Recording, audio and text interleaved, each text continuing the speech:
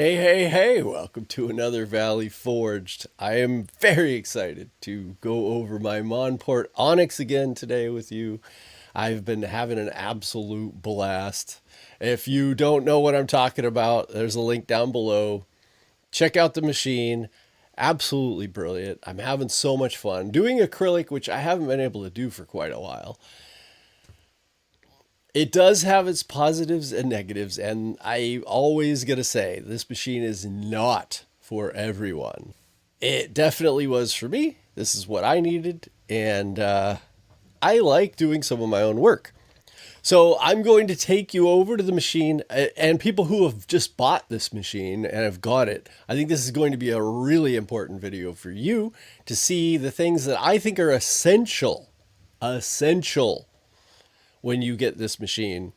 And I just wouldn't even buy it without doing these things. So watch this. At the end of the video, I am going to show you how to clean the lens as was shown to me from the factory. That doesn't exist anywhere else online, I believe, because this has a specific autofocus. So let's get over there to the machine and check it out. Okay, let's just get to it. Open it right up. The first thing I would do is I would check your lens.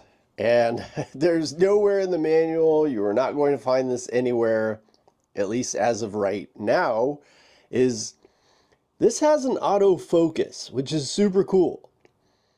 None of the other ones have this. You know, GWiki Cloud or OMTech Polar, they don't have this autofocus, which is really nice. But they don't show you how to take off and clean the lens, which is obviously the first thing you're going to want to do, right? After you use it a little bit, you have to clean the lens. Now, they have made an ingenious thing here to where it's telescoping.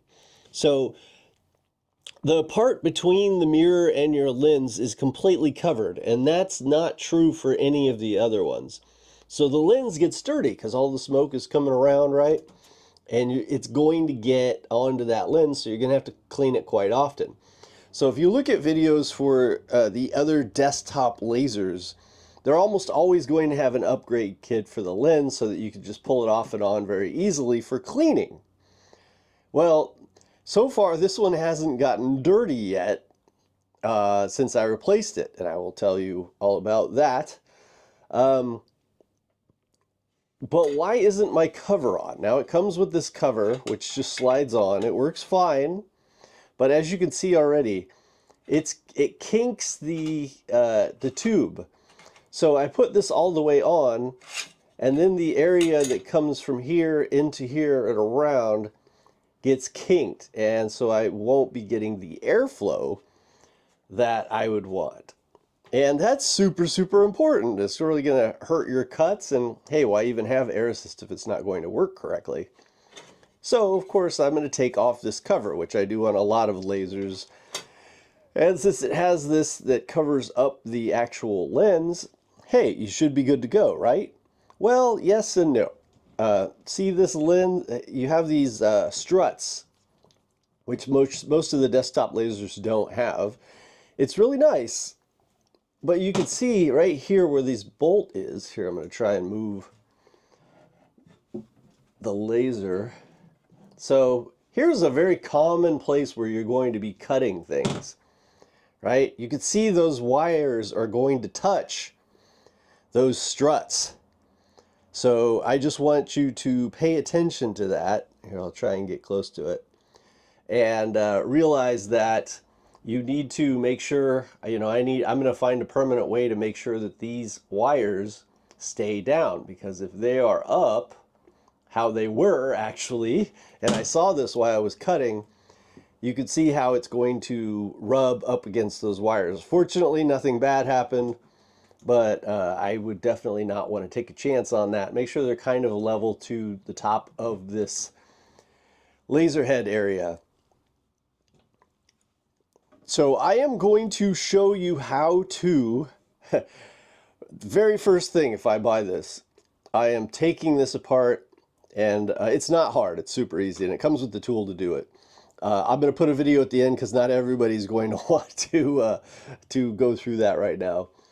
But it will a full video at the end that the company sent me to show you how to remove and clean this lens. And make sure that the curved side is up. And that was an issue when I first got this machine. The curved side was down and it damaged the lens. Once I got another one, put it in there, everything is working perfectly. But the thing is, I didn't know, because there's no instructions of how to do that. I didn't know. So now you have the instructions at the end of this video, and yeah, curve side up. And if anybody tells you it doesn't matter, they're wrong. And I would take this off just to let the air flow freely. But then again, make sure your wires are down. This is a brilliant machine. Once you get it how I have it right now, I'll show you a little picture of just the things that I made yesterday afternoon. You know, I'm just off to the races. It's super fun. I also greased the bearings with lithium grease. I couldn't tell if it was lubricated when it first came, and I wouldn't trust that it was. You're getting a heck of a lot of machine for the money. And that means that maybe you need to go over it a little bit when you get it. So the second thing I would do is I would definitely get a Ruida controller. I will put a link in the description as well. There'll be lots of links for a lot of things. For this controller, it's not that expensive. I got it on sale for 120 bucks, but I think it's usually 150. And if you're going to make the commitment to buy a machine like this, there's just a button right here. I could show a picture. And if there's something wrong, the machine's not working right, it will just turn red. It won't tell you what the problem is. And that's a common issue on all of these desktop lasers. Well, there's a guy named, I think it's Edmund's Workshop, and he teaches you how to put in this controller. Super easy, wasn't a problem at all. The hardest part is actually, I had to make a hole in the side to put the cables through. Now, the internal layout of this is very different than the Polar Pro, which he is going to show you, the Polar Home Tech. All of his materials are here on the left-hand side of where to connect it and how to get it out. But for this particular machine, everything is down here on the right-hand side. So I made a hole on the right-hand side. I think I have a picture of that internally to show you. And then I just put a grommet in there. I got a grommet kit, not very expensive. I used that grommet kit to also put this in here so that I can just put my controller right here. But then it's easy to remove because I'm often taking off this panel. So what I did is this kit, this is a Maker 10 kit that for the Ruida controller for these particular types of machines. And it is so brilliant the way you put it together. I will link a video of this item and how it's put in and everything. Exceptional job. And the guy who makes it seems like a really awesome mad scientist. You know, he's just making things. He made a red dot pointer for this as well, which I don't think will work with the Air Assist model. But it will work for you with a GWiki Cloud or a OhmTech Polar, and if you replace this for any reason, then it would work. And which I'm going to show you because I ordered a non-autofocus lens for this just so that I would have a comparison, which I'll get to in a minute. But I wanted to just look at the USB goes right at the top. I can fully work from the machine itself. I don't need to be a light burn, so I design everything in light burn. I shoot it over here to this, and then I can just work from here. This is magnetic. It fits right in here. I can actually turn it, but it's just great the way it is. It's in the exact perfect spot for me, but it will, again, once it will come off very easily, and then it actually can stick to the side. Because it is magnetic, it will stick to the side.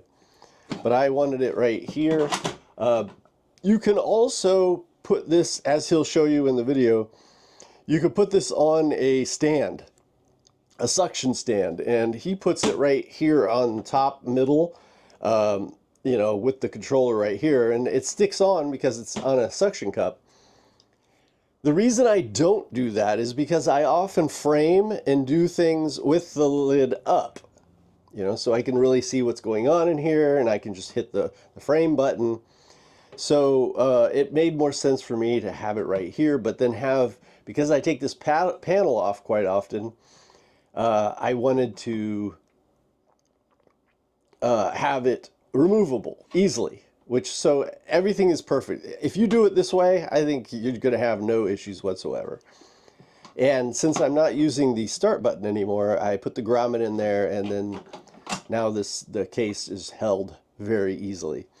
So I think essential, I think if you're going to decide to buy a Monport ONYX, I think you just go ahead and get this controller. It's, for the extra money, it is such a no-brainer to me.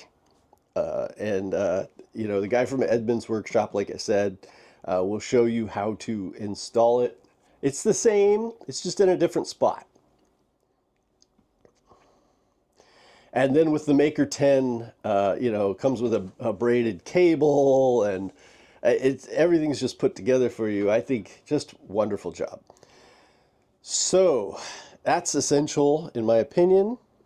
I also removed the fan that goes right here. I just wanted to have more airflow. Now I just took the cover off right now so I could show you. There is a cover that will cover up this area. That's off right now. You know, I'm sure it's optional, but I want as much airflow as I can possibly get pulling through, and that's working absolutely brilliantly right now.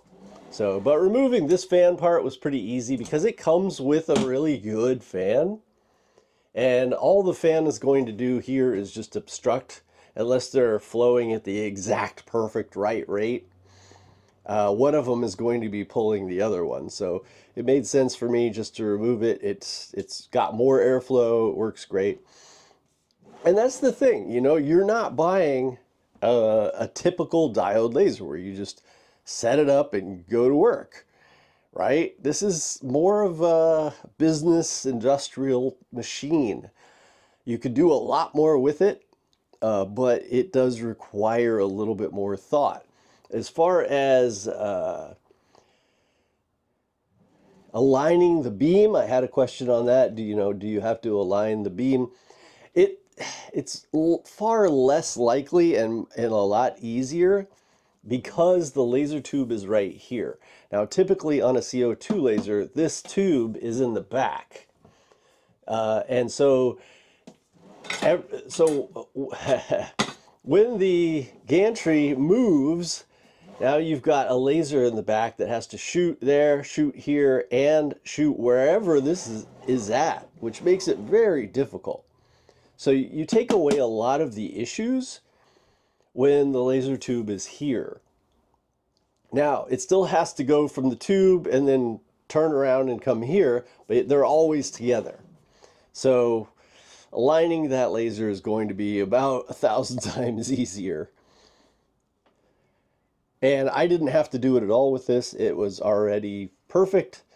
So that wasn't something I had to worry about at all. But I will do a video showing how to do that. I'm going to do a video showing you how to do everything on this. I will even do an updated video on how to clean the lens and some of my thoughts on that. Everything that you can think of, plus all of the questions you might have. Now, if you get this, if you do decide to get this machine, of course, I have a link below. And as long as you watch this whole video and you realize, hey, and maybe my other video that I did earlier, and you realize, hey, you know, this sounds like something for me, that I'm willing to do the upgrades to make it perfect for me, then I do highly, highly recommend this laser. I think it's wonderful. But if you're somebody who just doesn't really want to learn a lot, You don't want to do the upgrades. You don't want to add the Ruida controller. You don't want to, check the lens at the beginning and grease it, or, have to do a little bit to get it perfect. I would not recommend this laser. I would say stick with something maybe like a X tool or something that's going to be a little easier for you to get into. But I could have had the X Tool P2. I personally wanted this one. It just fits everything that I want to do better. Of course, it's a lot. It's what, half the price or something. Which of course is a big deal, but even for equal money, I still prefer this. I still prefer the fact that it is light burn, fully light burn compatible. I don't have to deal with XCS at all. I don't need all those crazy accessories that you need to get for the P2. I think they're kind of bullshit, to be honest. But for the right person, they can be useful. A lot of things that I don't need and I don't ever want to even look at. But again, that's my personal opinion. The P2 is great. I'm not saying that it isn't a great machine. Everybody has their own thing. Everybody has their own reason for buying a certain machine over another. So somebody may ask me, hey, should I get a P2 or a Monport or a OM Tech or a GWiki Cloud? I chose this one. I could have had any of the ones I wanted. I chose to get this one. It just fit what I wanted to do after looking at all of the videos for all of the machines. I just felt like this was the one to do. And I am super happy with it. I knew I was going to have to do these upgrades, and I will do a comparison video as best I can to show you why I made that decision. And I'll, of course, be making videos on every single thing here. The next thing that I would do is a ramp test.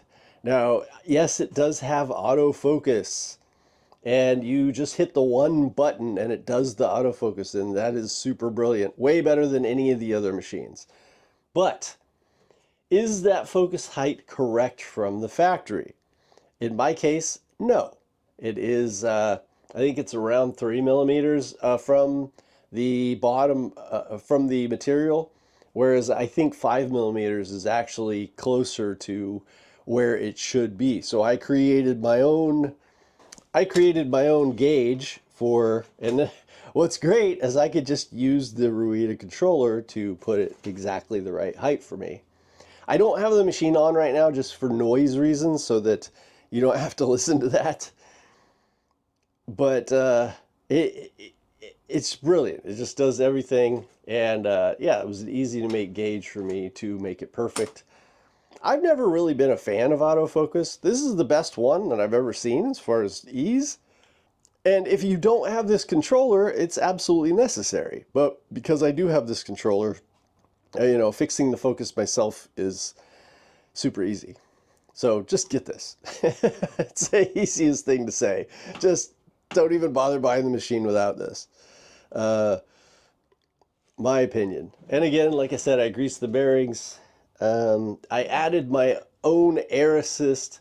So if you look behind the machine, it's just a regular, the cheapest air assist, but I just wanted to have that extra air coming in. I'll show you a picture of the one that comes with it. I showed you in the last video. Was not the best. Oh, and this drawer has to be completely pushed in or the laser won't work. That's the most common issue people have, other than maybe the lens. And so just make sure it's all the way pushed in. There is a switch down here at the bottom that is, if it isn't pushed in, the machine won't work.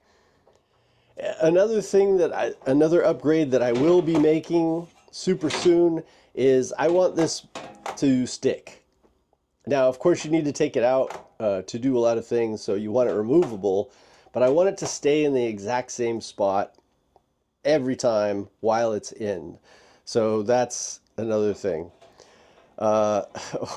This is kind of silly, in my opinion. There's just this little rubber thing that fits in here to for the pass-through, but it just comes out so easily. You just pull out the drawer, the thing's gonna fall out.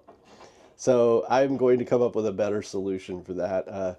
I don't really use the pass-through, probably not going to use it much. So I'll have a more permanent solution and that I can still remove if I need to. It is really nice to have a drawer that I can just pull out. And what I would do is just take my handy dandy hose, suck it all up, and then close it back up. It's going to be super easy. So I think that's about enough for this video. There are so many things to go over. It is super fun. I'm already making lots of cool things that actually have already been sold. I just got to take them to the store. So I'm super stoked on this. There is a lot to love, but you also have some homework. And that's just part of the deal. So if you're not willing to do that, I wouldn't bother. But if you are willing, then brilliant machine. Okay, I will see you in the next one. Love y'all.